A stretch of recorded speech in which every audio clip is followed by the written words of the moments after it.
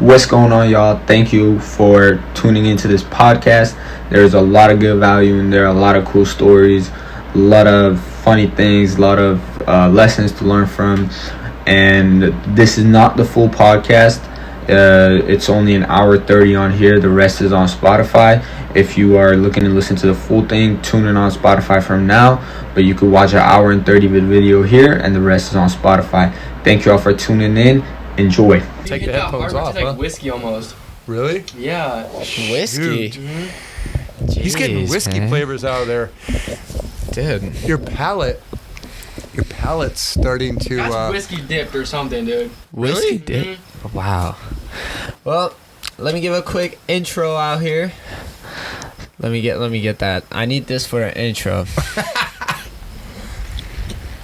That's whiskey dipped 100%. Maybe it was something like some of them come like that where they dip them, you know. That's whiskey dipped. Look how even it's burning too compared to that crappy one. Yesterday was a decent one, Dude. but this is better. This is an expensive Isn't one. it more fire or I what? noticed Nope. if I stick my lips No? around Got the- it. Are you supposed to suck on it? Don't suck just the tip of it. Like put your lips over around a little more. Yeah, more. Yeah. And then I usually do a long pull. Yeah, there you go. You get that nicotine in there. I'll That's go. You know what I can do? Just like this. Let's give it a little bigger Yeah, that's the cut so it can get more air Oh, through my it. dad always be putting his finger in that on accident, dude. There you go, on, dude. Look at the charcoal. I Jesus, messed bro. it up. That's FUBAR. Well, let's get started, Oh, shall there we we? go. Mm-hmm. Oh. Gee, that's burning. I'm That- gonna hit ruining that. I'll leave, bro. I'll leave y'all to it. That is burning, And fam. then you swish it in your mouth. You can't Jeez. leave. You better hang out. Don't you chase him like this. I gotta go to bed now. No, he's gonna be in the back. Where should I be? You can have some more. You could probably go like over here or something. Yeah. That's whiskey dip, dude. Oh. You taste it? Whenever you need a. Oh, that's weird. That is whiskey. It kind of like when you have so whiskey is like aged in cedar, like or oak barrels. So it's got like a bit of that oakiness you get from like whiskey that's coming off of it or something. Yeah, it's crazy. Like cigars are like its whole That's like strong, own dude. world. Like oh yeah, It's like a That's strong, yeah. bro. You can get crazy with stuff. It's like someone who gets into That's like avocado, that's ice. wines or you get into something like that, like the cigars. Oh, like. Do you feel like you get into that as you get like older though? Like is it like an old thing like people get into like? mm-hmm. I think so. It's like all that kind of stuff. Your palate changes as you get older. Maybe it's kind of like drinking wine. Like when you're young, you drink. What do you mean like by that? Like your palates? your palate, like your taste. It. You start to actually enjoy coffee. Yeah, enjoy coffee, enjoy wine, enjoy a cigar once in a while. And the flavors. Jeez. When you're younger, like when I was younger, you'd be like, "Give me a sugary sweet Candy. drink." Give me a candy. Then have a bad hangover, or give me like you want a sip of wine. Oh God, no wine. And like you want to have a cigar? Give me a grape flavored Swisher Sweet. Wine Then is le- wine is weird. You know, like wine, like you have like a few sips and then you start feeling hot. You know what I'm saying? You start feeling like your body's just hot. You get the warmth. Is it just me or like? You get the warmth. That's the thing. It's like different liquors, different alcohols do that. Beer, I don't really feel like that. Not like I even really drink anymore, but beers don't really. And then whiskey, you drink whiskey like straight. It's like, ooh, it's hot. Like it's warm going It down. like warms you But up. then wine's like that, warm in your whole body, like your head and all. Ah, yeah. You that good. Yeah. Yeah. I know you're not drinking beer anymore. Nope. Better not be. No beer. Why is that? Tell them why that is. Because it's bad for you. How Because come? now that I've learned about all this stuff on health and what to and what not to put in your body, and for me, avoiding inflammatory foods and inflammatory, I guess you could say, alcohol and beer, because there's gluten in beer, and you get hops and grains in beer. So even when I would drink, I still avoided beer because of that. But if I had liquor, like a vodka, something that was more purified and more distilled, the idea is that, like, okay, it's distilled out most of that stuff, so all you're getting is pretty much the alcohol. So that was like my excuse to, like, okay, I can have hard liquor like that, or have vodka. But the more I get dialed in with my diet, and the cleaner I get, and feeling good, and going, oh man, I feel great. And then you feel good, and you go, friends are coming on Friday, let's have a drink and have fun. And then it's like, only after a few drinks the next day, I'm like, I feel like crap. So I go through this vicious cycle. And so I'm like, okay. So recently, I'm like, it's my drinking time's been getting, or times when I do drink. Times like it's like getting spread out more and more. Now, instead of like, I have a drink on Fridays with friends, I go every couple weeks, every few weeks. Yeah. Now it might be like a month. But have you like gone just more distant from it? Like yeah, I'm struggling with the idea of like not drinking, because that's hard for me. Because I've How long have you been drinking for? Alcohol. 21. 21. I had a few drinks here and there, like, before I was 21, like little parties here and there, but not a lot. I didn't really party hard in high school. You weren't a party man? Yeah, I was like Mr. like, yeah, no. Mr. What? I was intimidated by partying and doing that kind of stuff. I'm just like, I shouldn't do that. I used to always say, body, mind, and spirit. And I used to say my body's my temple, and I used to drive my parents crazy. What do you mom mean? and dad who drink and party, they'd be like, Josh, come on. Your mom and dad did that? Oh yeah, they were like, Really? they'd party and they'd like, hey, you're 19. You're Come on, missing You out. can have a drink. And I'm like, my body's my temple. Really? I was like, Chase, I'm like, don't put that in my body. So you were on that since day one? Yeah, back then. Wow. Started with martial arts and doing martial arts and reading and studying about Bruce Lee. Jeez. How are you doing that? There was no phones back then. I know. That was, How you studying the man? that was buying magazines, Gee. books, going to the library. I'd find kung fu magazines. Oh, there's an article on Bruce Lee. Get it. Like And read it. That's like that new YouTube video. Yeah. Yo, they dropped that new magazine on Bruce Lee. So every time I went to the store, it's like I always had to go buy. I still have the habit today. I had to go past the magazine section, and I just To go this buy. day? Yeah, and I look at the covers and go, what's on the Muscle and Fitness cover? Anything look interesting? Lou Ferrigno talking about Incredible Hulk and his workout routine. I'll buy that one. Kung Fu, it's got Bruce Lee on that. I'm buying that one, and I buy it and just read that article and then skim through the rest. But that's like I do that and then reading the Bruce Lee, like, talk about his diet and what he would do, and I'm like, dude, I'm gonna be like Bruce Lee. Like, But- he doesn't do that. I'm not doing that. What were they saying on Bruce Lee back then? Was he on some vegan or was he on some actual like good stuff? I think he was on a lot of rice. A lot of rice. No, he. I don't know what his diet was like, but I know. Talking about his obsession with perfection, physical, and his mental and his mind, and for him, like, whatever his religion is, but spiritual.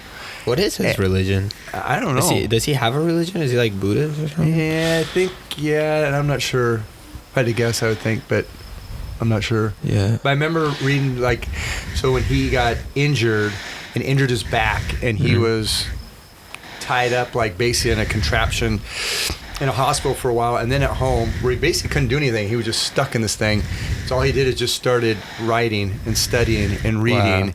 And that's when he came up with Jeet Kune Do. Started coming with his style. That's his style of martial arts. What is it? Jeet Kune Do. Jeet Kune Do. Yeah. And he was developing that.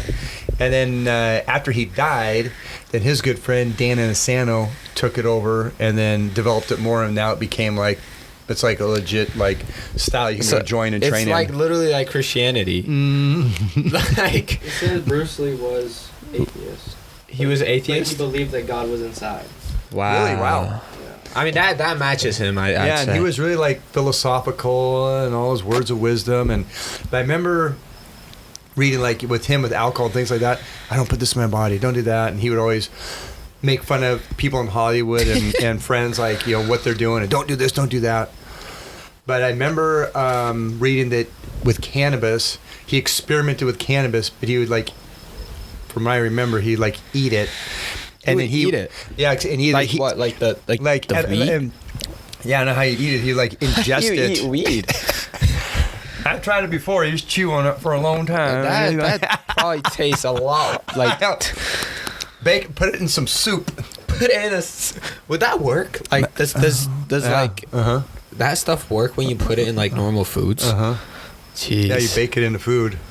But you could cook it into food. Yeah, you just take it's kind of like if you had like a seasoning. If you had like like an herb, like, and you just like ground it up and put it in there, like you still taste it. It still hits you. Yeah. Damn. The only thing is you don't know how much is gonna hit you, and so that happened one time with Ty, where they'll sprinkle all that stuff in some brownies and cook it. And did he get? You eat the brownie. I don't even taste it. I don't think it's even working. Oh no! And then like an hour later, you're going, "Oh no, dude! Oh no, I dude. see Michael Jackson here, dude. I am tripping out, man. I don't think I can breathe right now. I don't think I can breathe. Something's happening." I remember, so Bruce Lee, I don't mean ingested, maybe inhaled it. I don't know. For some reason, I thought ingesting it, but he could have inhaled it. But it said that it heightened his senses. Because it was like his vision, his hearing, and so he would do that and then train to see if he could train and go on a different level by having his heightened senses. That was the only thing that I was like, okay, maybe I could try that because he did it. So you were just on that Bruce Lee grind, like since a young age. I was obsessed with Bruce Lee. Damn. And then martial arts. Look at that thing. Is that gonna maybe go like this? Should I not? Okay, fine. Why are you saying that? Because you want to let it get to the point where it's almost going to fall off, and then you put it in the ashtray. Like that natural fall? But you want to let it fall naturally. But I just get worried because it starts curving like it's just going to drop. Because it's like hot potato. It falls in your lap, then, you know. Drops on the host. Yeah. Yeah. Look at that thing rolling, man. But yeah, no. So that's way back then I was into that. You know, it was just the purity. I was doing martial arts and working out. And didn't want to party, didn't want to do that. Not till after that's after I met Jamie, my wife. When did you meet Jamie? I met her, it was, how old was I? I was 21. Wow. So. How did you guys meet? Her sister was dating my brother's best friend at the time in baseball. That's complicated. Yeah. And so I was single at the time, and I was done with the relationship that I had with a girl, like, all through high school. Wow. Oh, wow. Yeah, all through, from actually 9th grade through high school, so 4 years.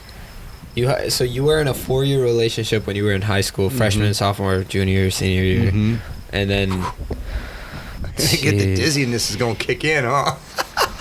What was that like? Like, how did that end? What happened? Like, what was that like? Was that heartbreaking?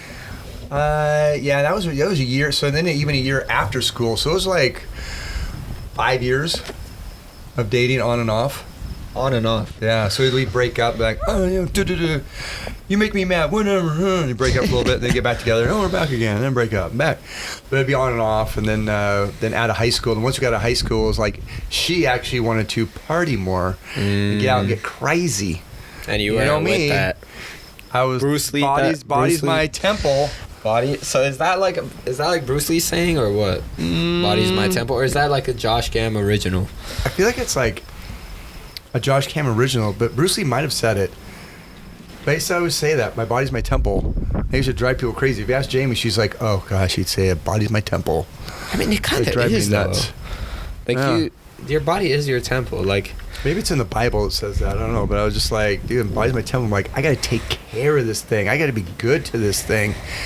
Like, I want to live long, or I would say if I live long, I want to be able to function at the peak. Yeah.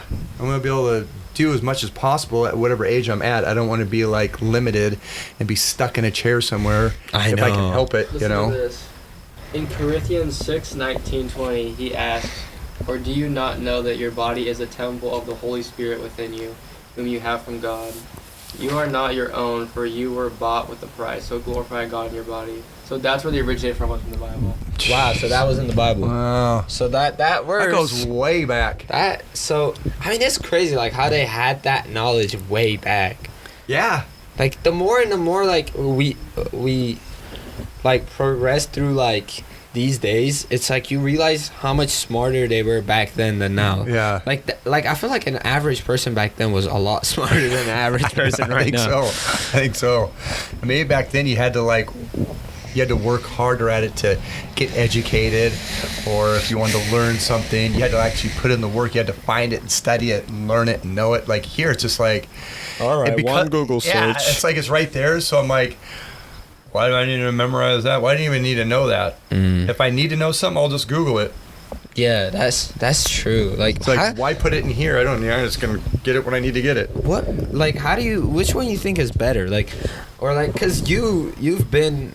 I feel like your generation is just like a special generation because you've been through that tech, you've been through that no tech. Yeah. So it's like you've Yeah. experienced that. Like, Yeah, that was, me in school, all the way through high school. If you want to do a report, or if we had to do a report in school or do a project or something, you went to the library. yeah, And you had to look it up. You had to study. You had to go find the books and read the books. And so you found a book or an encyclopedia and you went, yep, that's right. I can't just go on the internet and go, let's get 5 different views on this subject and then decide which one I think's right and go, okay, that makes more sense. I'm going to go that way.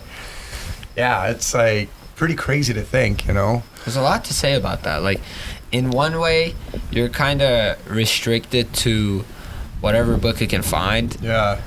And in another way, it's like, okay, it kind of builds you. It doesn't cause much confusion. Yeah. You know. Yeah, and I don't know if you would actually like retain more. I feel like you'd almost retain more because you have to go find the book, get the book, read the book, and then I had to go, okay, that looks good, write that down. Write that good, write that down. And I had to write it all out on paper. My mom then would read it, and she'd proofread it. Proofread. And go, oh, that's wrong, that's wrong, that's wrong. And then I'd write it out. That's wrong as in like... Yeah, that's like... Spelling error? Spelling error, grammar, whatever. Fix this. That didn't sound right. Get it all right on paper with a bunch of notes. And then I have to go to the typewriter. And then type it out on the typewriter. Get it on a paper. And if I had a typo, backspace, white out. Okay, keep going. So doing that, I had to get done with the report, and I'd be like, yep, ask me a question about it. I know the answer. But now, and even me with like at work, or if I'm doing my social media blogging, if I'm looking something up and learning on something, I can go, well, that sounds pretty good. Cut, paste that over, cut, paste that over, cut, paste that over. You don't even have to remember anything. I don't have to remember, just line it all out. Looks good, change this, but fix that, like that. That sounds good right there. Put it through Grammarly. Grammarly. Shout out Grammarly. It sounds good. Done.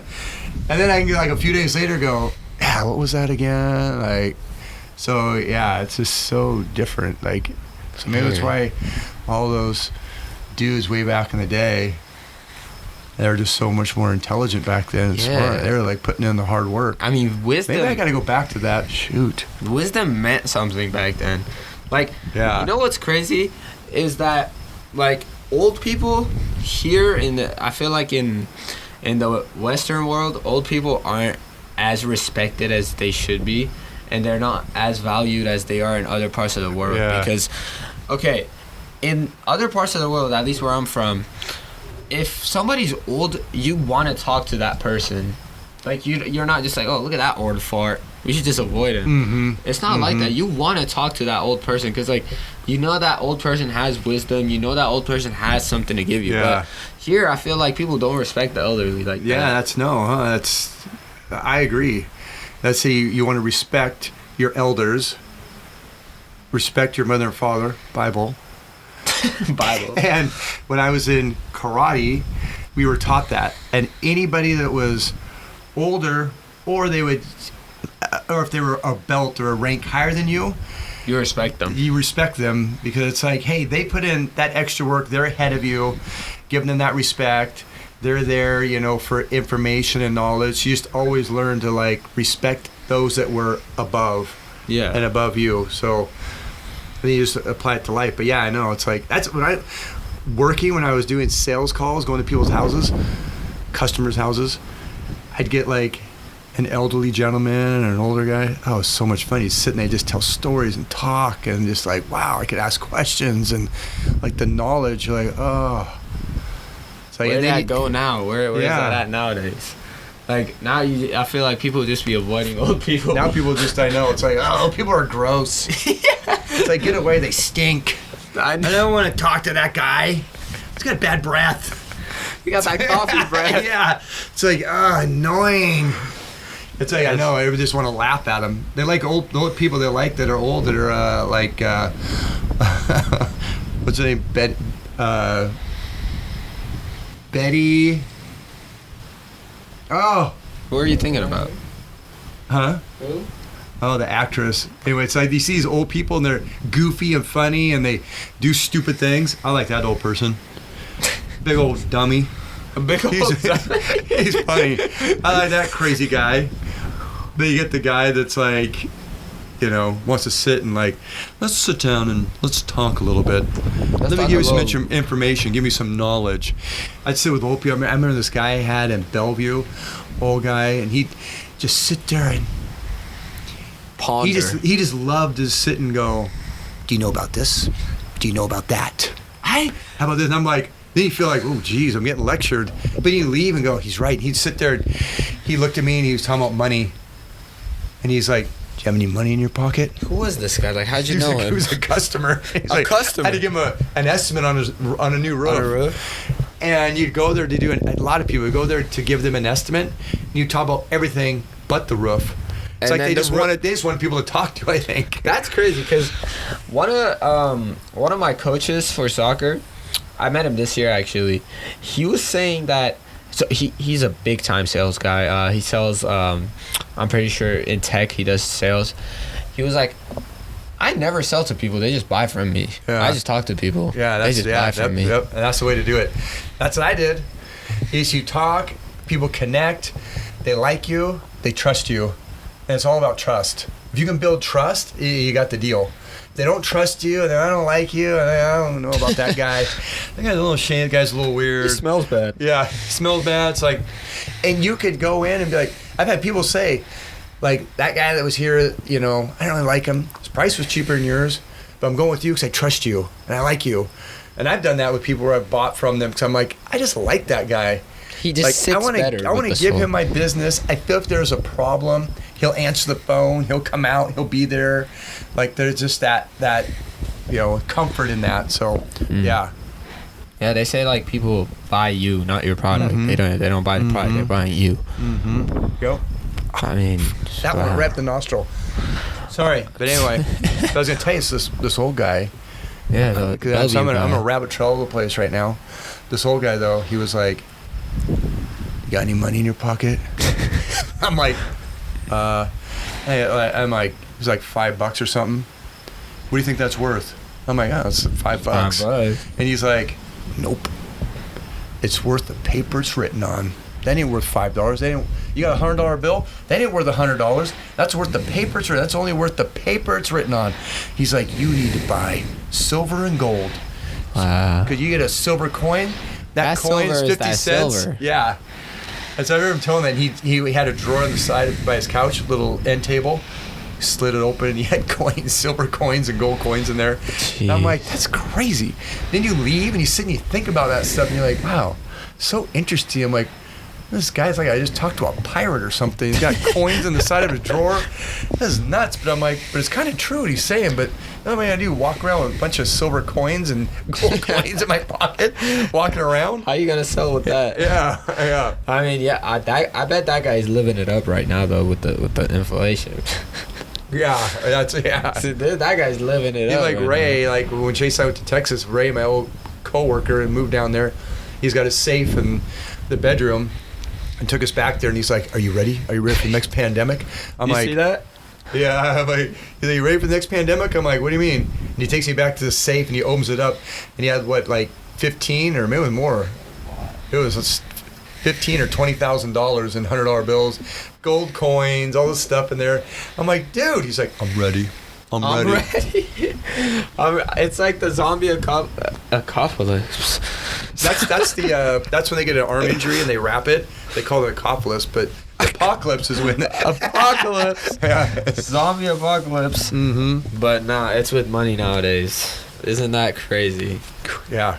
Isn't So when that Ray showed me his crazy? safe with all his coins in there, I was like, I remember this old guy in Bellevue 15 years ago talked about them coins, and you got the coins, Ray. Where do you Dang think it. that guy is right now? Like, is that guy? That guy's gone and dead. Sorry. Wow. That guy- Wow. Okay. That guy was probably, I mean, had to be 15, probably 15 years, might be 20 years. I'd say 15 years ago. Well, he might, if he was 80, maybe he's 95, he could be still alive. Jeez, he better be on that carnivore diet. Man, If I was he- wondering about that. These people, like, where are they at? What happened? I had years ago, a Christmas card came in the mail to our house, and it said, it was almost the same address as ours, but it was a little bit different, but the mailman brought it to the wrong house. And I'm like, oh, I just got to take this back and return to Yeah. sender. Well, it was Christmas and the holidays, I forgot. And it was sitting in my garage, and it sat there. And then I go, you know, I'm going to go find this house, and maybe I'll just drop it off. Well, I forgot, and it sat there. And it sat there, and after a few years later, Oh no. I go, I still have this card. I go, who are these people? What happened? It was someone wrote a card probably to their grandmother, and I still got the thing. I'm like, I feel horrible. Well, then when we were moving, that card was still in my garage, and it was like over 10 years it had been sitting in there. Did you find it? So I went on and I Googled and looked them up, and the people that were in that house when they were sent it, they'd moved and gone. But I found the person that it was being written to. Because it had his name on him. Yeah. It had his name. I found who sent it. Yeah, I found this who sent the card. Yeah, I opened it. And it said like Merry Christmas or something. Just a Christmas. So I was like, I need to mail this card to that person. Well, that guy was like in a senior home when he mailed it. Well, 10 years later, the person that was in the house went to a senior home in California. And I looked it up. Well, now, that's deep. obituary. They're not around anymore. I still have the card. And so I still have the card, and I think now maybe I can find a grandchild. How weird would that be? They'd probably be mad at you. I know. I'm thinking like they'd be mad. What if I got a card and I went, dude, this is a card that went to Grandpa 10 years ago, and Grandpa's dead and gone, and I have this writing in here. And it was says from so and so. I'm like, this is crazy. Oh my god. Yeah. It's in a box out in the garage somewhere. I'm going to find it again in a few years, and then I'll have to keep going down the family tree to see him find them. Now it's kind of like I just feel like it's my card. Imagine you're gonna just frame like it. chilling at home one day. Someone knocks on your door. Hey man, I got this in my mail about like 30 years ago. I just thought I'd give it to you. I'm like, dang. I'm like, what is it? Open it up. You're invited to the New York Film Festival for The Apprentice. Dang it! Are you kidding me? I could have went to a film festival when you give me this damn card. Now I feel bad. Jeez. I mean, they'd probably be mad at you now. I don't know. They might. I know, it's crazy. Like I know that stuff I'd hang on to and just like, oh, I hang on to weird things. And then when I was, You so have I that just, snake in the car. What's that about? yeah, that's snake. the snake head. That's the rattlesnake head. What's the story of that? I got that when I went to Arizona as some like, you know, it was like at a gift shop or something like that. Oh, so Yeah, it was just like a regular, like, it was like one of you those. didn't hunt that. Yeah, no, it was like I went to Arizona. I'm like, this is crazy. This is where the cowboys and Indians playing in real life. They're like rattlesnakes and stuff, and they're like hanging up there. And So I'm like, that's a real snake, right? yeah, it's like yeah, it's a real snake, and then they turn it a keychain, and I'm like, I want to have a rattlesnake head, and I was like 15, I think. 50. I Wow, was you've had that 15. for that long. Yeah, I was 15. So what is that? 50. So that's 35 years ago. Jeez. I got that thing, and it's still maintaining in the sunshine, hanging from the rearview mirror in the pickup truck. The UV of the sun hasn't destroyed it yet. I know. That's a good rattlesnake right there. They must Whoever have put, petrified, like, they know how to petrify things back then. I bet you if that was petrified today, they'd probably start peeling. Silver did lose a couple fangs, I think. Well, 30 minutes in, let's do an intro. No way. Let's do an intro. Heck yeah, man. 30 minutes in. You know, that's how you know it's good, but let's do an intro. So, we out here in desert air right now. Yep. With the man, the myth, the legend, Josh Cameron. Oh. And Not even. you got, not even, it's not him today. I tell you what. He's on that cigar. That's all I knew. I just sit around here and watch quails and save baby chicks and just listen to the wind blow by. I don't do nothing special. Nothing special at all. Yeah. Well, what I want to do is just give you a few minutes to just kind of give an intro about who you are, what you do, how we know each other, and how you just want to introduce yourself. I'll just give you a few moments to go ahead and Thank you, Hamoon. give it to him. Thank you, Hamoon, for that course. wonderful introduction. Tell you what, I'm going to marinate in that for a while and take a little Go cup here. ahead. Yeah. Dude, can we get some water in here? Fear after all these years, finally made it to a podcast. That's like the pinnacle for me. Is that like something you always wanted? Yeah, it is. Shoot. Well, Yeah, here it's it is. special. So, anyway, yeah, Josh Cameron, that's me. And boy, what do I say? I don't know. Right now, currently, well, let's just say last year's been crazy. Last 6 months, Jamie and I, my wife and I, sold our house, quit our jobs, our careers we've both been doing. I've been doing mine for 15 years and hers for like 20 years. Sold off everything, went from the crazy west side of the state to the out in the middle of nowhere in the east side of the state. Total life change. Totally just like threw a wrench in everything and just went crazy and said, see what happens. Chase came with us, and then we bought an RV and started traveling. See the country, gone places we've never been before. Thanks. Barely even left the state. Only been on the west coast of the United States, and traveled and did all that. And now I am, while doing that, videoing and doing social media, and trying to learn that whole thing. Old guy like me trying to be like, how in the heck does this damn thing work? Chase! Can you edit this? Can you cut this for me? The sound's not working. So, going from growing up in the roofing industry from the ground up, from cleaning up the grounds when the guys would tear the roof off to the ground, to getting up on the ladder and now tearing the roof off, and then going from tearing the roof off to putting the roof on, and then from putting the roof on going to cleaning roofs, and from cleaning roofs into the office and learning how to sell roofs. And then a salesman for years in roofing, and got into management. And then right before I left to quit my job, I was a general manager of a local roofing company. And at that point I was like, I've been doing this my entire life. It's a good job, and I make good money. There's job security there. I could be there till the day I die if I wanted to. But I just was not being satisfied. I was not the creativity. I just feel like I was going through the motions, so it was time to like make a change. So as a family as a whole, made a change, left it all, and here we are. And like I said earlier, with martial arts and that, I'm kind of into, and I wouldn't say obsessed, but really into health and wellness, and taking care of myself and wanting to be physically fit and healthy so I can get out and play and do things like all you young guys do.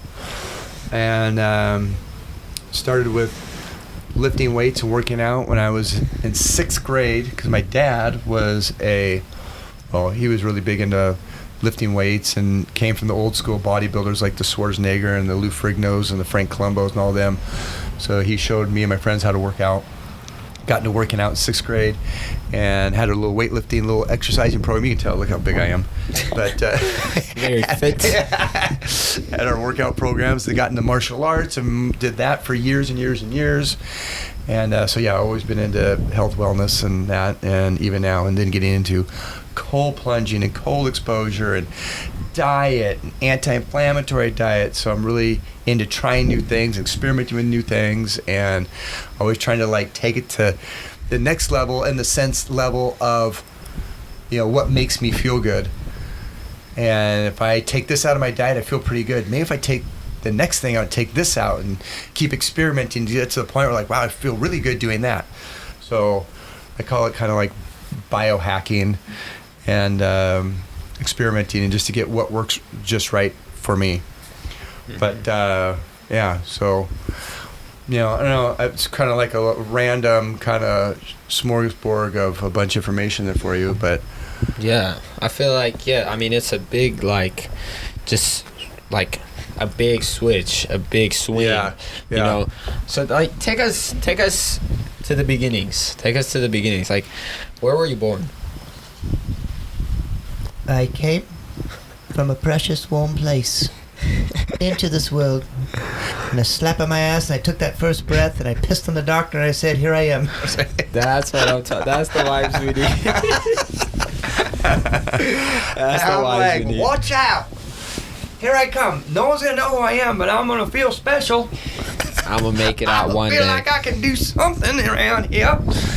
Yeah, no, I was born and raised in Washington State, Edmonds, Washington, and born and raised here.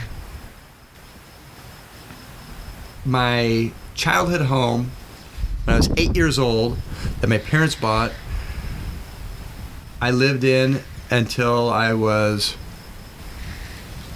22 or something like that. Lived at home for quite a while. Jesus. I love my family.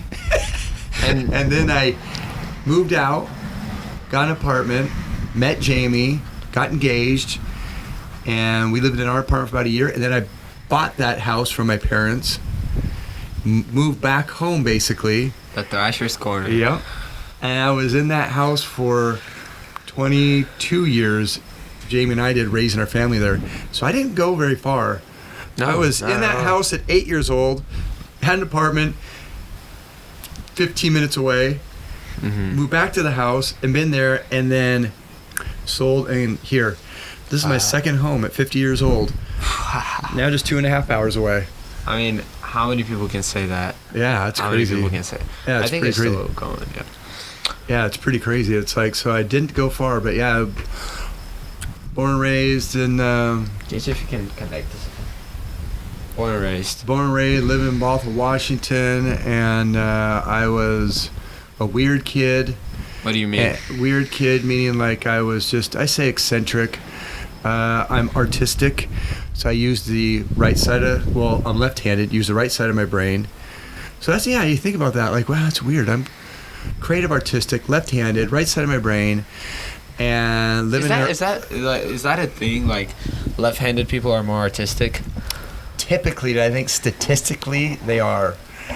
And some usually creative, artistic people can be slightly odd or goofy, I think. Mm-hmm. And I totally agree. My dad, he's left-handed, and yeah. oh, and he's Yeah. into like He's into performance and acting, performance, and art, handwritings. Yeah. He's very good at handwritings. Wow. Like he studied writing for so long, and he's mastered so many different things, and Wow. and just art and performance. See, I love that. That's like me. I was into drawing and sketching and very creative, and had like this vivid imagination, and always like outside playing and adventures and playing in the woods and dressing up and doing like every kid. Like, you hear the story, I had my Superman cape and I'd run around the yard and be Superman and ride my bike, and so I had this big imagination, love movies and all that. And so yeah, I'd get in trouble because I'd be daydreaming so much. And then, remember in first grade, I would sit there in the classroom. I was in kind of the back of the room, but we had like, I don't know if they have those desks anymore. We had our desk with like the Yeah, I know cubby, what like you're the little talking. desk. Yeah. We had our had desk those with in it, and I Iran. would sit in there, and I would just have these huge adventures and stories. But I'd use like my erasers and pencils, and I'd look at the eraser and be like, "This is a ship, and it can fly," and the pencil is Battlestar Galactica coming, and I'd just be sitting there like going, and the teacher go, "What do you think about that, Josh?" And I'd be like, "Huh?" 45. Yeah. It's like, you need to pay attention. Okay. They start talking, all of a sudden, man, I just get like You was just in your own crazy. world. Oh, man. But I just do crazy things. I get in trouble, and the teacher would get mad, and then I'd go up to her, and yeah, I told Jason, like, we used to have to line up with, like, in the morning. You went to Bothell High School, right? I went to Bothell High School, yeah. Wow. So you went there from freshman to senior year, graduated from there. Mm-hmm. Wow. Mm-hmm. What was Bothell like back then? Like, is it much different than it is right now? Yeah, I got it back. Well, the schools looks totally different. All like remodeled and all different. Like when I pull up to the front, what I think is the front isn't the front anymore. So it's totally different. And it didn't have the 2 stories and all that. It was just like 1 story. You'd walk in and just have rows of lockers in all the hallways everywhere you went. Just rows of lockers everywhere. Jeez. So it's I walk in there, I'm like, it's totally. I mean, the capture everything's like in a different place now. So it's so different. Isn't that crazy? That's gonna happen to us too. Like 10 years later, we're gonna go back to Bothell. It's gonna be like a whole new school. Mm-hmm. Yeah, I'm trying to think of the. I don't know if the gymnasium was even where the gymnasium is now. Yeah, it's crazy. I get in there, I get lost in there now. It's like, so I feel like I'm walking through a college campus when I walk through there. And I don't know if you guys like. So you have the theater, the gym, and there's that big parking lot out in front there, out to the side. Is Yeah. that student parking? Yeah. Yeah. Okay. So that was student parking. We went, but when we went there, it was all fenced off.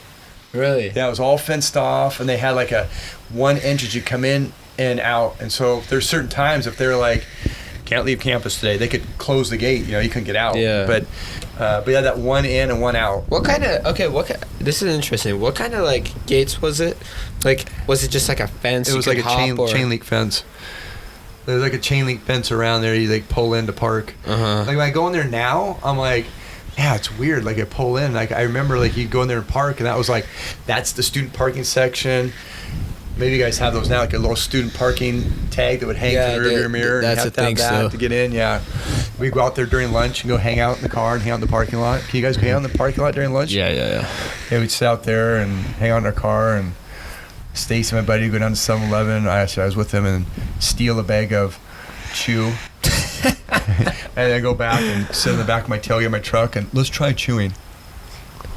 Big leaf, the big leaf chew, whatever. But then try to spit. We put a cup out in the parking lot and try to. They're like, oh, this is not working very good. You didn't know about this? And it was like that big leafy stuff where it's like it feels like a big wet raisin. Then you go, that's crazy, dude. It's like, oh, I feel weird. Back when they didn't have phones. Dude. Yeah, you just sit out there, you're hanging out, you're talking. You're being real life. Yeah, it's like just sitting and hanging out. Like, yeah, it's like that. School was like, that school was crazy. It was cool. It was fun though. I like going there. Went to Canyon Park Junior High and Crystal Springs Elementary. Crystal Springs, like I walked through there, it kind of looks the same. I mean, they've changed stuff, but the layout and stuff. Canyon Park has changed a little bit, but Bothell High has changed the most. Wow. So you went through the exact kind of same path almost as Chase. Yeah. Wow. Yeah. It's it's crazy to me. Like, one thing that's really crazy to me is, growing up in Iran and going to school there, schools over there have a lot more security than here. Yeah. You know, and it's kind of weird because over there, not anybody can just walk into a school. Yeah. It's not like that. Like, school is very serious. Like, Yeah. it's all gated all around, and like the gates they're not open to everyone. It opens at certain times, closes at certain times. There's the teachers Crazy. watching, and teachers are like involved in that stuff. Like their teachers aren't In just the security waiting. part of it, you mean, or you mean involved like The security involved, part of it, yeah. Wow. Like teachers are outside before the class starts, making sure everybody's coming in, nobody's left outside. They close the gates, they go in, teach their class, everybody goes out. Like they're very involved. But it died. So that's crazy though. That Yeah. I mean, is there Gated. like, so when you go in, is it they You close can't just the gate, go in. Like but they like go, yep, like you're clear to come in. Yeah, exactly. Yeah. Then what if you wanted to leave, like if you were sick, Mm-hmm. like I'm sick, Yeah, then my mom's gonna come pick me somebody up. would walk you out. and then they'd open up, let you out. Yeah. And I mean, Wow, it's crazy. So they would keep it, but yeah, it was like very, very like almost sacred. Like, yeah. but here it's crazy. Like me and you could walk into a classroom Uh-huh. right now. Uh-huh. We could just walk into a school. We could walk into an elementary school and get Uh-huh. into any class. Uh-huh. Like that is just Yeah. that was a bit weird to me when I first came. Like I'm like, how are schools just so open? I know, isn't that weird? Yeah, you think about that. Yeah, it's weird when you think about that, especially now with all the crazy stuff that goes on nowadays. Back then, it was like, normal, yeah. We used to go back to our school. When I was in junior high, we'd have like half day. We'd go back and visit our teachers, like in elementary school, like our 6th grade or 5th grade teacher from like elementary school. And we just go walk right onto the campus, go walk around, go walk to the kids, go say hi to our teacher. It's like, it's just a free-for-all. Like, come on in, open doors, whatever. Crazy that you can do That's that. not though. how it is over there at all. At all. It's like not anybody can get into the school. It's like big Yeah. trouble if you get in like without permission. Wow. Yeah, because I mean That's and good, though. It At makes least it's sense. secure, yeah. It like makes sense. Like it's school. Like Yeah. kids are in there. Yeah. How can just anybody walk in? Yeah. And now, even like with how much crazier everything's gone, instead of upping the security, they're trying to take away more security. I The know. only security we had at Bothell was Officer Ware. Officer Ware was the only security we had, right? Is that his name? Yeah, Where? Officer Oh. Ware, yeah. I think he said Officer. Officer Where? Officer Where'd he go? No. It's, Officer Where? Where is he? Officer Ware? I don't see no officer. No. I think it's WARE. Yeah, something like that. But yeah, they're trying to get rid of him. It's like what? Wow. Like it's like And all it takes is one Doesn't bad make thing to sense. happen. They'll like bring him back and 2 others. It's like they always sit. People always wait and they react. Instead of acting, they react. Like plan ahead. Look what other people are doing. Look at the other countries. Whatever. Let's Look at what's happening going in your on. own country. Yeah. And like let's change this a little bit here. Let's sit and make this a little more secure. But they wait for something bad to happen. Then they go, we should probably change that. and then they end up not changing it. Yeah, I know. It's just like, it's crazy. Oh, wow. Do you guys So- have metal detectors there or no? You don't have to walk it's through a not- metal detector It's or not that anything. crazy. Yeah. No. Maybe in like private I think schools. Seattle they have those. I think at Jesus. least some of the schools do. You can walk through a metal detector like you're at the airport. But Yeah. yeah, But so wow, that's crazy. So you went to Crystal Springs, Cane Park, Bothell, and then so you didn't go to college, right? Bellevue Community College. You went to community Went college. to BCC. Took multimedia What is and that? video. Multimedia, which was like video based and editing, Mm-hmm. and I wanted to get into film and filmmaking. So I always had this thing with this interest and passion to make movies. But living in Washington and Seattle, I'm like, well, it's not Hollywood. So it's like I'm just gonna have to do what I've got here. I thought about going to California and going to film school. Really? Yeah, and I was like, gosh, I want to go down to film school. I want to do that. But then I was like, it was like intimidating for me. I mean, me, the mama's boy, grew up in the house my whole life, my family, and like leave and go down to California to film school. And I'm like, I don't know. Then you hear about people going down there like, oh, we all went down to Hollywood, went to film school, did all this and that. And nothing happened. It's so competitive and came back. So I thought, well, maybe if I can do it here and I can do it my way. But yeah, so I went to there. So the closest thing I could find to like a film type thing was getting into video and video production and editing. And that's just when they just started introducing or had the technology for editing. Like teaching classes on like a that. computer, yeah, computer editing. I was doing reel to reel where you put a videotape and a videotape in a machine with monitors. You go zzz, mark in, zzz, mark out, go, and it would cut the videotape, and it would make it onto a master tape over here. And if you messed something up in the video, like way back in the middle of the video, you have to go back and go, what could I put in there that would fit? Because you can't just like move it all like on a computer. But they started coming out with Adobe Premiere, I think it was, and they were showing us like in school, like, look at this, you can do it on a computer, and we're all like, whoa, that's crazy. So yeah, but How long did you go to college for? 2 years. 2 years. So I went 2 years there, and I didn't even get my what they get, like a bachelor's of arts or whatever you can get if you focus and do your 2 years Do right. your job. I mean, community college is the easiest, but I'm like, I got in and started doing some sales classes, did my video, did editing, take my prerequisite classes. Then I'm like, oh, I'll take a little photography, so I took a photography class. Then I got to focus and get back and finish this stuff up. Well, then while I was at school there, the Assassins movie, Warner Brothers came and they were doing the Stallone movie with Stallone and Antonio Banderas, Assassins. I'm like, oh. So I had this, there's an agent in Bellevue. I'm like, I got this agent, I got to talk to this agent and maybe if I can audition. And so he got me and a group of other people and got us hired on as extras on the movie. Wow. So when he hired us on, the schedule was we had to be there basically from dusk till dawn. We had to get there at like 5 o'clock at night, 5 or 6 o'clock, and then work. Where at? Down in Seattle, down by the viaduct. So we were down in downtown Seattle, down by the waterfront, and we had to be there from 5 till 6 in the morning. The sun would start coming up, and the food truck would be serving like pancakes, and we'd like, I'd have a few pancakes and get in my car, come home, and sleep during the day. And I'm like, pretty soon I'm like, dude, I'm up all night, then I'm gonna try to go to school now. So in my mind, I'm like, well, I want to do film anyways, so heck. I'll just stop going to school for a while. Yeah. I'll stay and work on the movie. And the movie was like a month. It was like almost 4 weeks, I think, that we worked on that thing. And that was fun because it was like a learning experience. You got to see. Were you like around? Yeah. Were you like around the actors and? Yeah, all those I got guys? to go down. I was an extra, so I was like, oh, I'm an extra, and I was in the background. And you'd see like the actors and Stallone and Antonio and Julianne Moore was there, and I'm like, oh, there they are. They're over there. How far away were you from them? I was close. So what happened is I was there as an extra, and all I had to do is, I know I can relight it. We had my dad's truck, and they were like, "Oh, it's a nice looking truck. We'll have the truck here on the side of the road. We're gonna do our shots. We're gonna drive by, and me with a bunch of other people. They go action. You drive your truck like 20 feet, and you'd go like 5 miles an hour. They would go like 40 miles an hour."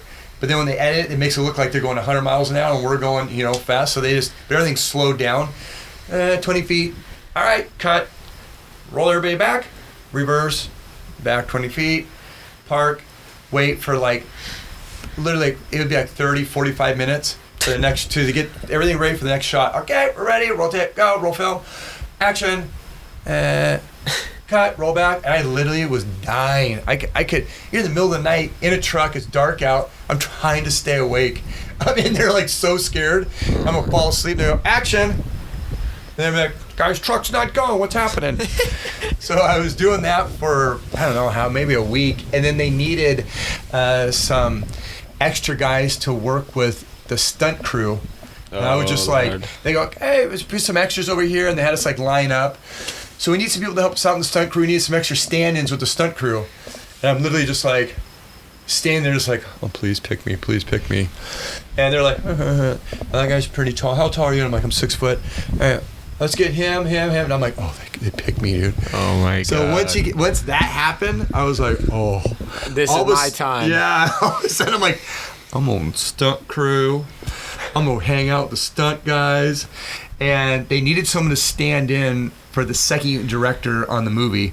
So you had the main director, which is Richard Donner, and he did the first Superman movie. He did Superman 2. He did like Free Willy. He did a ton of crazy movies. Wow. I'm like, Richard Donner made Superman. It was like my my movie when I was a kid, and so he was off shooting with the lead actors. Second unit's getting all the pickup stuff. They're getting all the driving and action scenes, the cars going around chasing each other. And the second unit director, Conrad Palmisano, I think was his name. So wait, what movie was this? Assassins. Yeah, you can pull that up. Yeah, and so, I didn't get very good reviews, but you know, it was Stallone. It was my hero. Hey. So anyway, they go. Conrad Palmisano always does a cameo in whatever movie he's making, and so he's directing. He needs someone to stand in for him, and they go, "Well, you're about his height." Well, he's like 50 or 60 at the time with white hair. I had black hair, and that was a movie. Oh man. Yeah, it's like if I watch it now, I can see my dad's truck and a shot of me in there. I'm just like, dude, that's me in the movie. Yeah. I don't know if I have my, but yeah, that movie. So you were around these homies. Oh yeah, all three of them. You were. Would they like talk to you at all? So no, but I'd stand with them, listen to their conversations. What happened? So Conrad, they needed to stand, so they took me back in the makeup wardrobe, and they go, "Give him gray hair." So they pinned in this white wig on me, gave me a wardrobe, gave me a cop suit. Got all dressed in a cop suit, like it looked like a beat cop, you know, with like the belt and everything and the hat. And they got us in these cop cars, and we had to do these car chases. And so I'm like, this is sick, dude. So we're doing all these car chases, and there was a scene where Stallone is in a taxi cab. He's a hitman, and he's chasing Antonio Banderas' character. And Stallone gets in the taxi cab, takes off. Antonio jumps in the back, and they're having this like dialogue in this taxi cab while cops are chasing him. So we're the cop cars chasing these guys in the taxi cab. And were you guys going like 5 miles an hour? So it was going, yeah, so that was going faster. So I'm doing the slow stuff as extra.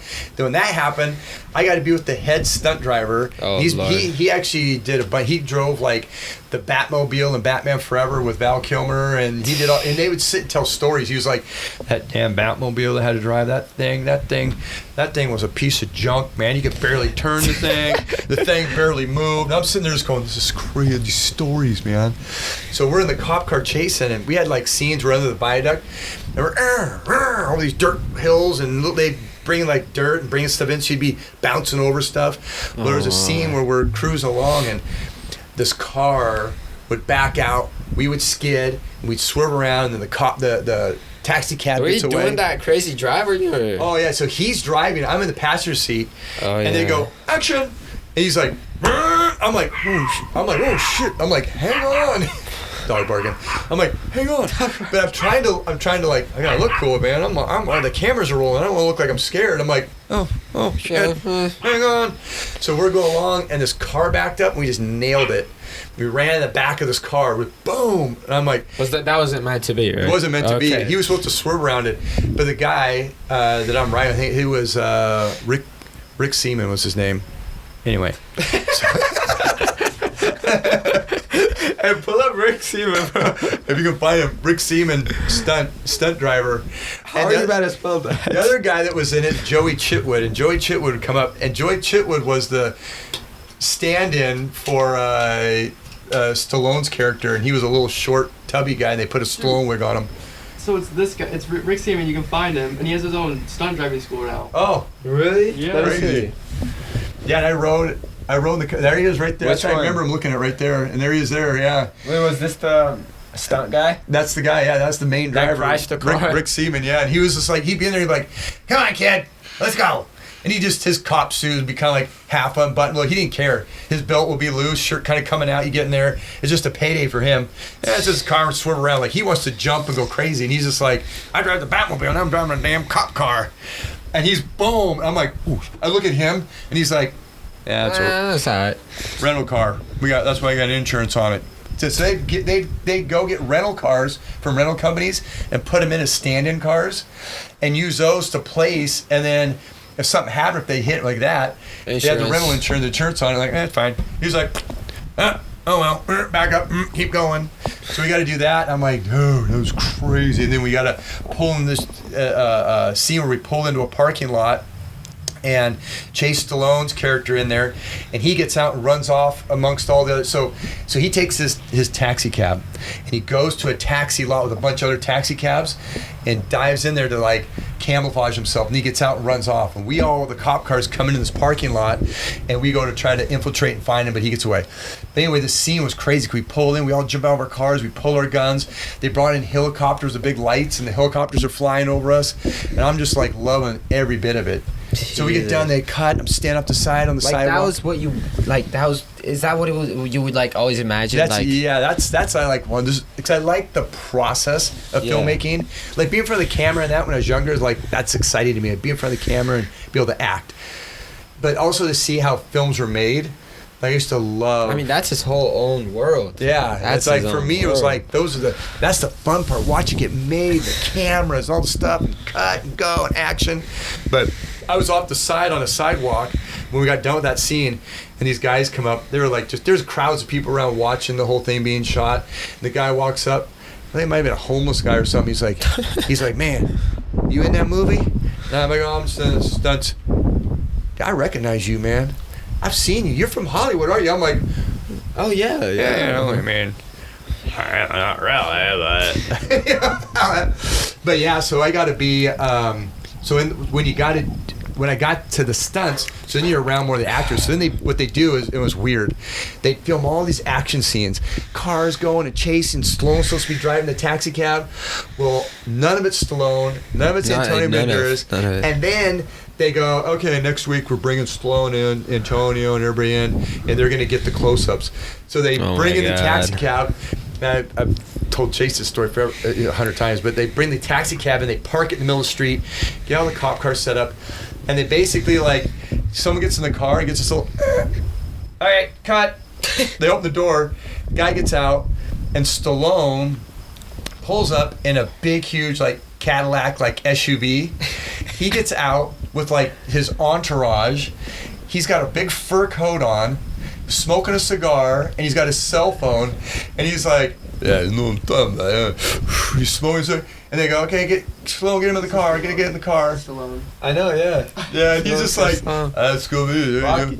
Yeah, Rocky. And he's like, as he's walking up to the taxi cab to do a scene, this guy, big Italian guy, comes up behind him, takes the fur coat off. Oh, Lord. He's like, still on the phone. He gets in the car and he's like, okay, film's rolling. He's like, he puts the phone down, puts the cigar down the armrest, grabs the wheel, and they go, action. He goes, cut, picks the cigar back up, goes back on the phone. And that's all he did. He just like, he'd make these grimacing looks and do that kind of thing. That was it. And then they had him back up the car a little bit, pull up into the shot, hit the brakes, go.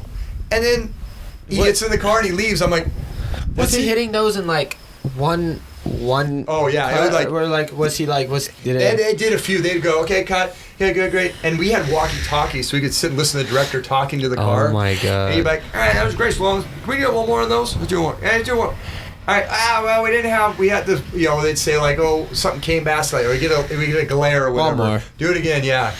So I got to do a few of those, and then I'd stand off, so we'd be off to the side in between Would he get takes. mad? Like, no, he was just doing too he much. would just hang. He's like, They'd take him off to the side, and he had a big, huge trailer, like a cargo trailer thing. It was all painted black with big black windows in the back, and it was just parked underneath by the viaduct. We had this big area roped off for crew and for the production, and they'd open up the back, these big glass tinted windows, and it was a full weight room inside there. And I'm sitting there looking at this thing going, dude, no way.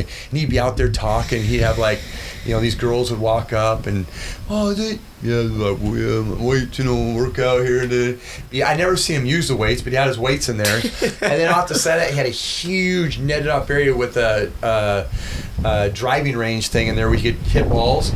And he had a golf coach that was there on set. A golf coach? Yeah. And someone on the set said that he was paying this guy, it was like $10,000 a month to just hang out and hang out. Yeah, and practice his golf swing. Imagine being that dude, like, he likes you so much, says it. Come with me, I'll give you $10,000 a month. Working my golf swing. So he'd be over there and you'd have a shirt like unbuttoned a little bit.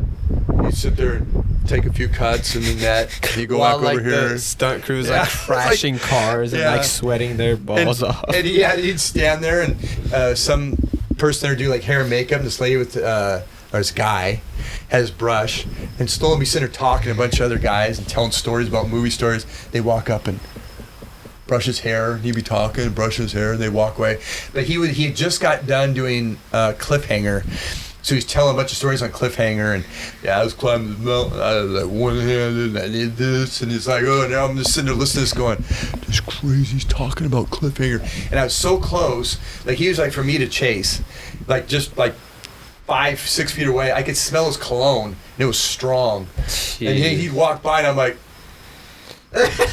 I just smelled what Stallone smells like. I mean, that's how friggin' obsessed I was with Hollywood stuff. But he was so just like, yeah. He was a like, character. Yeah, he was just like, but he knew, he just had the ego, you know, like, Yeah. it was all me. But Antonio Banderas, he was crazy. That guy was involved in everything.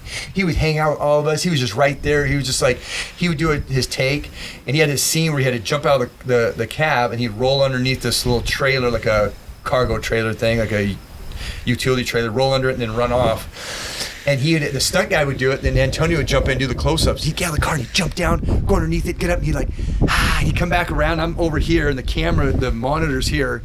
He'd run over, look at the monitor. Man, how did I look? Let me see it again. Let me do it again. One more time. I want to do it one more time. He'd run back over there and do the take, come back over. I think I can do it better. I want to roll like this. I want to roll like this. I thought that was the coolest thing. I was like, dude, this guy's into This it. guy, He wants to be the character. He wants to really get into it. So when I saw that, I was like, man, Stallone, like, still like all those action movies that I grew up with. But seeing Antonio, I was like, wow, I got respect for this guy. That's what I want. But I want to be like Antonio. I want to like actually do the stuff. I want to go roll on the ground and get dirty and like be the character. But yeah, so I did that. Did that for like a month. It was crazy. Learned a lot. Just watching a lot. I mean, it was fun. where did that? How old were you when you did that? I was like 21 or 22 when I did that. I bet that was like the coolest Oh thing yeah. ever. After that, I was like, I made it. I'm not going back to school. I'm going to Hollywood. That's it. I'll make movies. And then when I did that, I was like, do you go to Hollywood or what do you do? And I'm like, okay. Instead of going to school and going to college and spend the money on college, how about I just make my own movie? So I got a buddy of mine, a friend of mine, and kind of talked him into it. Like, how much money you got? How much money I got? And he'd had a bunch of money from family. Something happened, and he had like $15,000. I was like, dude. I go, have you read Rebel Without a Crew, which I gave Chase to read, which is Robert Rodriguez's book about how what is that? Rebel Without a Crew. So that was a book that Robert Rodriguez wrote. He made El Mariachi, which is an independent film that came out back in the 90s, and it just took off. And that was when Tarantino was getting big and everybody. So this was a book on independent filming. Yeah, and that was him talking about how he got his independent film made and how he scraped together money. And that movie won awards. It got recognition. Now he's still directing today. He's made a ton of movies. How a 23-year-old filmmaker with $7,000 became a Hollywood player. Yeah. Robert Rodriguez. That book's crazy. You read that? Did. Yeah, it was crazy. He to make money and get money, he went to the blood bank and donated blood. He went and did experiments like he did, got testing. Like he donated his body to science. We want to try out these new drugs and pills and stuff. All right, well, I need to make a film, so here you go. Yeah, they're like, here's some more money, here's some more money. That's called dedication right there, baby. And so I read that, I was like, we can do this. My turn. My buddy's got $15,000, and I put in about the same, and I was just married to Jamie. Oh, no. I was just like, you convince her, like, we'll spend like, we ended up spending, I think it was almost $30,000, $25,000 or so on making an independent film. Jesus. But my thing was, it's not a great film. So is the By film far. out there? Like, what's... Yeah, you can find it. It's on eBay. You can buy it. Who put it on eBay? I have a lot of copies left over from my distributor because I got screwed over, and I got a box of DVDs. And when we were on our road trip, I took them with me. and we went to campgrounds that had like the DVD little shelf. Oh, really? I slipped them in the DVD shelves. I want somebody to go, what's this movie, Apprentice? It was called The Apprentice before Donald Trump's The Apprentice came out. Apprentice. But we did that, made that movie. So my thought was, do you spend... Is that different from LA Run? Yeah, LA Run was after. When I did Apprentice was a feature-length, hour-and-a-half movie. And we hired actors, we got a crew, we got a script written, went out and we like did the whole thing. And it's bad. But it's bad, it's really bad. It's like Cheese Fest. Wow. We had a premiere and all that stuff, had all the actors come down. We got Randy Hansen, who worked on the score for Apocalypse Now, to do the music for us. Was this the look when you were doing that? Yeah. That was it. My head's a little squished in that photo, but that's the look. Was this the look for when you were working with no. Yeah. That was the look right there. I don't know. It just focused straight on the. And the thing is, and she was not even in the movie. That was the distributor. The distributor's like, let's get a pretty girl. Let's put her on the front. That'll get people to rent it. It was literally like a porn distributor. Yeah, it was like, they made like B movie. So when my movie comes out, like if you take one and open it up, they have the little sleeve in there for all the other movies they make. And they're like these underground, weird, sex cult like movies and stuff they made. Jesus. I was like, but we didn't know. We were learning. We went back and forth with different distributors and this one and that one, and we're like, these guys are gonna give us this deal. They're gonna. So is a distributor just like a basically a marketing agency? Yeah. So what you do is like you have a product. That's my product, and I go to different distributors, and ones that say we'll take it. Like a lot of guys say we'll take it, but we're not going to give you any money for it. We'll give you money if it makes money. These guys are like, okay, we're going to spend money on advertising. We'll spend money on getting the cover and stuff made and do all this stuff. We're like, spend okay, their own money, like the company money to get it marketed and get it out there. But where I got screwed is we did a net deal. At the time, we're like, I don't know, like the different deals, like net deal or gross deal. So net deal was that we would get 50%, I think it was 50% of the net profit. So basically after they do everything with that movie and they repay themselves, whatever's left over, we get half of. Well, what That's happened... weird. Yeah, That's a little weird. And so what happened is every time like quarterly reports would come up, we'd look at it, how much money did it make? And it would show all the money they made, but then they would say, well, it made $100,000. We brought in $100,000 on the movie, but we spent $110 on marketing. So there's no net. Oh, but they just kept, and then you're going, okay, how do you know they're being honest? Like at the time, there's no, I don't know, I don't see their books. They just take their word for it. Well, every time quarterly reports would come up, it never made money, never made net. Never made net. They were always like, they recoup their money, but there's nothing left over. And I'm just like, okay. So we're going, we got screwed. Like these guys. So like how much, do you know like, what were they saying? Like how much did it come out? Like I can't remember. It went all over. It was like in Indonesia. Jeez. We had people like, I would go on websites and you'd see like Russian websites would have it. I'm like, I seen like that. I'd go online and find different websites, different distributors in other countries that would be distributing that movie, and I'm like, dude, it's out here. Like it's getting out there. Like who's making money off this? So not you. Yeah, not me. So we got screwed on it. My idea though was spending the money on this movie to make it. Do you spend the money and go to college and have someone in a classroom teach how to make a movie, or do you take that college money and go just guerrilla filmmaking and make a movie and learn it through doing? Yeah. And that was my idea. And I learned a ton doing it. So for me, I looked at this. Do you regret that at all? I don't. I see now, I wish I could have in just a situation and like married and all that, not having a lot of money. Like if I could have, I would have done it again. And that's what I tried to do with LA Run. I was like, I'm going to do it again. Like I learned a lot on that. How many years after was LA Run? That movie came out in like 1999 or 2000. I think LA Run was like 4 or 5 years later. Damn. So it took that long. Then my idea was... What's that? Did it take... that? Were you like... So right after you got done with that one, did you go like... Were you like, all right, straight back into the next one, or did you have to build some capital first? Yeah, it's like after that, like we spent a few years just working on trying to get it, promoted and dealing with the distributors. And we fired the one distributor, hired another one, and that one went out of business after a few months. And just the chaos, trying to get the rights back. So we spent a lot of time messing with that and just hoping. We kept waiting and kind of holding out, thinking, okay, if it makes some sort of money, we could take that money and then use it Focus to make on the next one. Yeah. So as years were going by, I was like, okay, I don't know if we're going to make any money on this thing.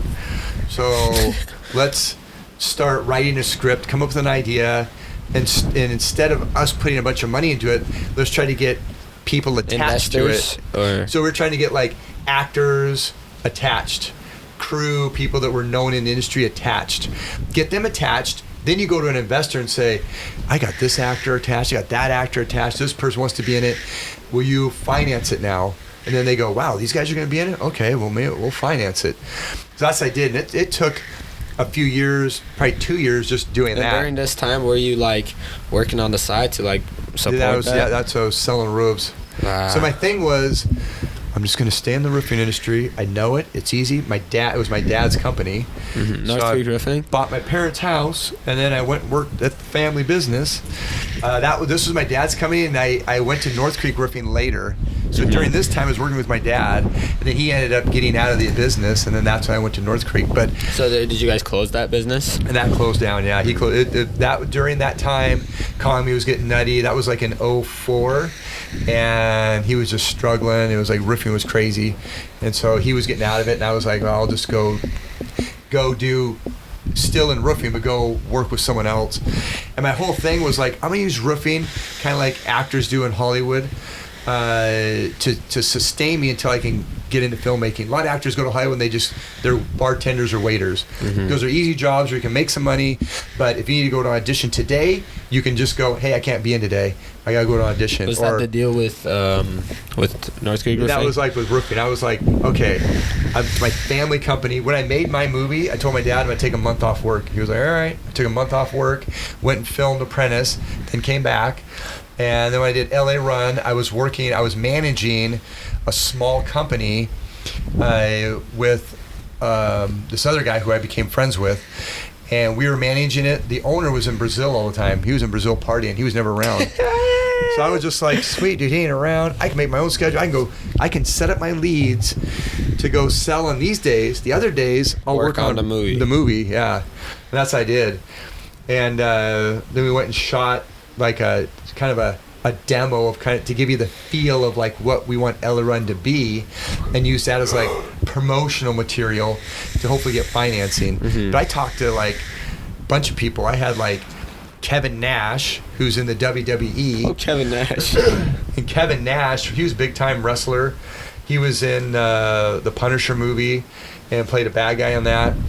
And when I got a hold of him, he actually how'd you like get into that? So that's Kevin Nash. And if you look up Kevin Nash in wrestling, he had long white hair. He was he was with Hulk Hogan in the NWA. Something like this. NWO, yeah. He was gonna be my bad guy. Damn. How'd you get it? And How'd he's you like get in touch with this dude? 6'4" or 6'5". So dude is still built. Yeah, look at him. He's going. I could still make LA Run today. I could get him in there.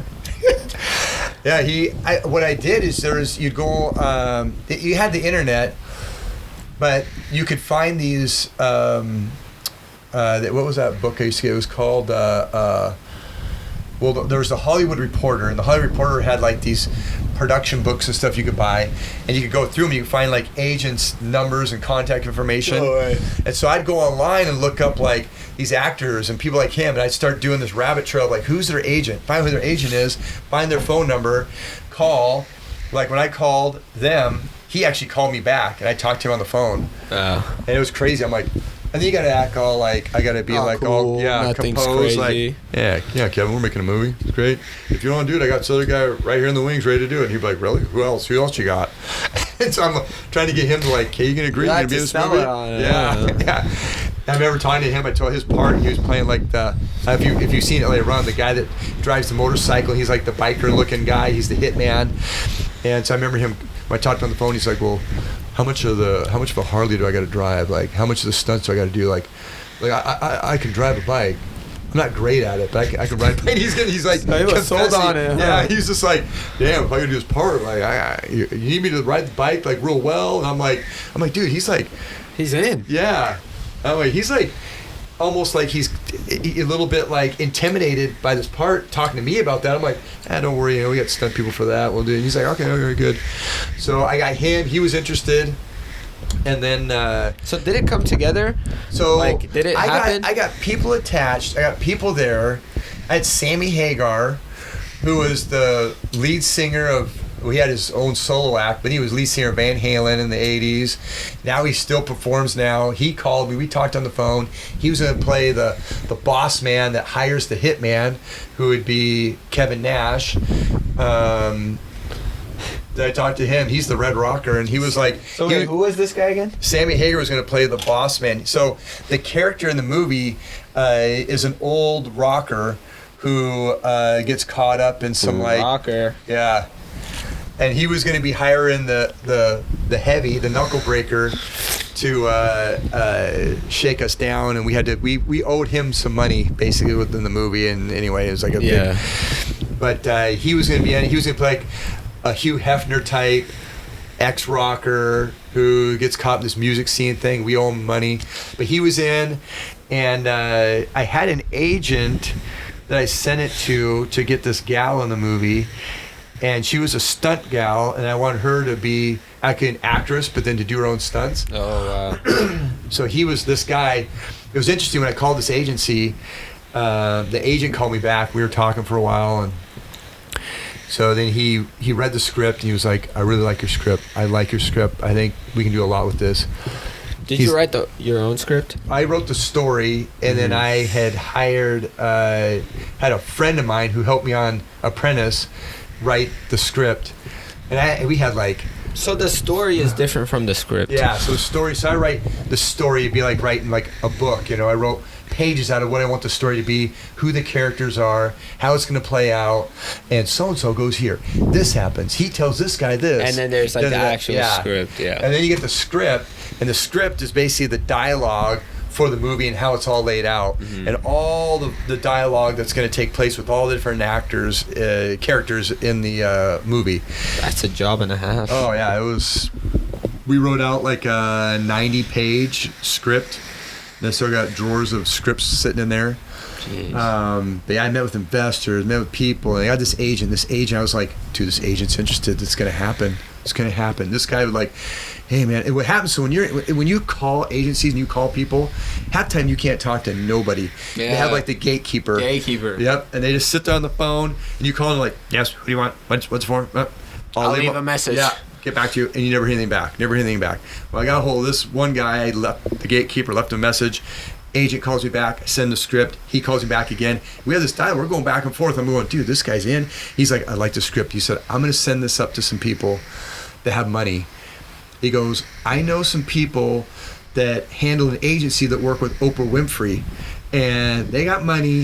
I think I can get it financed. I was just like, let's go. I remember the day, like when I had that conversation, I'm like sitting there with Jamie's brother Jesse, his uncle. I'm like, let's go to the bar. Right.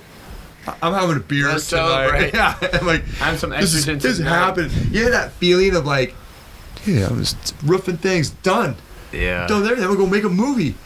Well, then things, right then it was like, it took like a month, another month. I'd call down there, and the agency, like the gatekeepers now, would answer. This is Josh Cameron with Power Punch Productions. Oh, Josh. Oh, the man with the golden script. I remember him saying that. I was like, What? yeah. And then the guy who was the gatekeeper, man, yeah, your script's great, man. So I can't remember the guy's name. So-and-so agent, he loves it. Man, he's really working on this thing. He's like, hey, how long have you been doing this for? And I write movies. I write scripts. I'd love to send you my script. I'm like, dude, it's crazy. The guy who's like shutting me out now is like, and that's the Hollywood thing, Oh, you know someone who knows someone. Can I be your friend now? Now can I be your friend? I want to be your friend. That's that. It was just Matrix. yeah, it's just crazy. So, but anyway, what happened is they had a writer's strike, And so when this was going on, all of a sudden the writer's strike hit, and there was like the Writers Guild. And I'm like, oh no, what does this mean? And so the agent's like, we got to wait, we got a strike going on. Then the strike hit, and everything just stopped. Weren't making movies, just like, and that's what's happening right now. There's writer's strike going on right now in Hollywood. And when that happens, the union won't let you use a script. Well, you can use a script the way it is right then and there. But if you want to make any revisions, if you want to just ad-lib a line in a movie, you can't do that. So that it doesn't have that effect of the strike in it? Yeah, so yeah, you can't, you basically, when the strike happens, when it starts. Pause. Yeah. Pause on all. Your script, you can use the script at that point, but you can't make any changes afterward. So how do they know that? Yeah, so Hollywood's like, well, we got the script here. I can't use the script. We're going to use it, but we can't change it. We can't make any changes to it. So when that happened, everything stopped. All of a sudden, movies weren't being made. There's just like this, like, I don't know how long, maybe it was 6 months, just gap. And this guy's like, man, we're having trouble. Investors don't want to invest anything right now because Hollywood's on hold. The big movies are on hold. So they're freaking out about their money that's tied up with those movies. They don't want to put any money in small stuff right now. And everything just started going. Bad freaking oh, timing. Man, I was just like, the balloon was like deflated. I was just like, oh, are you kidding me? And it was actually that movie that I was trying to get made. That was called Rock Stars and Fast Cars. Rock Stars and Fast Cars. And LA Run. So now, as I'm talking about this, I'm remembering. So LA Run came out as an idea after. So when we did Rock Stars and Fast Cars, that was all the scripts and stuff went out. And then I said, okay, well, Rock Stars and Fast Cars, that thing, huge budget, action scenes, car chases, crazy stuff happening. Let's try to think of a movie. That's what we came with LA Run. Let's think of a movie that we could do with these characters that we could afford. So we wrote an independent style prequel to Rock Stars and Fast Cars. And that was my thing. Let's go make a prequel. Maybe we could go make this on a low budget and get this thing made, and then wait for the strike to happen and get all that over with, and then go back to Rock Stars and Fast Cars. Show that as like a proof. Yeah, and then make that. But all that stuff just like, and that was just like, after that, I was so like discouraged. Demotivated. Yeah, I was just like, dude, we got kids, got family, I gotta make some money. I'm just gonna concentrate on working. And for years, I was just like, hadn't done anything until I started doing social media stuff. And that was like, that was it. I had friends. What about that movie? We gonna do that movie still? We do that movie still? Back then, when you saw pictures, I had like dark hair and all that. I was like, well, we could put ourselves in it. We could play these characters. Then as time kept going by, I'm like, uh-oh. Can we rewrite it to make it like it's an older guy in the movie? All of a sudden, it's like, maybe I can play the bad guy in the movie. Pretty soon, I'm like, well, maybe I can just direct. Let me else produce. Pretty soon, it was like, ain't gonna happen. Jeez, so it was like a mixture of family and like just working and job and just it was just like the priorities. I'm like, okay, I gotta concentrate on like, the kids, and they got school stuff going. We got to pay for this. We got to go to the plays. We got to go to the kids things they got going on. We got Jamie's working, and we're like, we got the house remodel going on. And part of it too is like my motivation. I was just like, I put so much into that, like so much work, and like I'd go to work, and then we'd have friends come over like on a Friday night that were all helping to make the movie, and we all sit and have like a little production meeting in the basement downstairs. We'd sit and, okay, what do you think about this part? Let's change this in the script. Like Let's a little change mastermind. That. Yeah. Had Justin Fawcett, real good artist. He was drawing storyboards for us and drawing character designs for us. We were making a binder full of all this stuff, and there's a lot of work. So when it didn't happen, I was just like, okay, what do? We go back and do this all again? Start over again? I'm like, I put years into trying to get that going after doing my apprentice thing. So I just kind of was like, it was like that give up. Like, I'm just done. I'm done. I don't want to do it anymore. Then we thought later on, like with YouTube, maybe we can come up with an idea for a independent style film. So instead of making an independent hour-and-a-half feature-length movie that goes to the video store, so back then it was video store, now it's VOD or video on demand. Let's shoot a feature film, but let's break it into like 20-minute shorts, and then release like episodes, and release it on YouTube. Like, we could do that. We could just go, okay, here's the script for the long movie.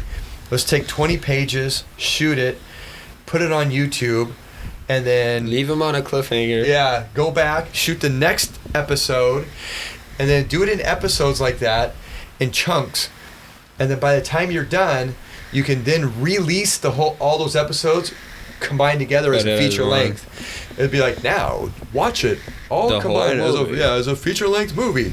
So I was like, maybe we can do it that way because I can So afford was it that a better. whole new project? So that was, yeah, then I started coming up with a new idea. It never happened, but we were going to do The Streets of Stone and Valentino. Dude, these names are crazy. Yeah, The Streets of Stone and Valentino, and it was set in the 70s, a cop drama. And Stone, it was Steve Stone and Gino But it Valentino. never went through. So I wrote it all out. I got character ideas.